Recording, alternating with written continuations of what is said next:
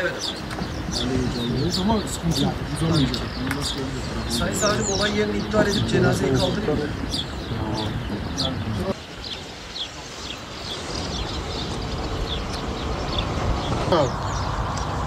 Savcı gelecek mi? He? Savcı gelecek mi birazdan? Savcı gelmiyor, olay yerini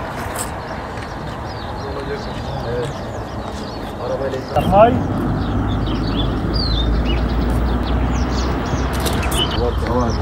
Ailesi geldi. Burası burada. Babası, amcası, babası burada. Amcası var eve götürdüm ben. Pardon. Ben annemin var.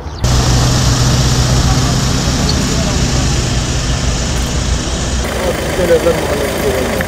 Güzelevler Mahallesi, Silgin Caddesi, Ali Hocalı yolu. Evet, yok lan. Ali Hocalı yolu.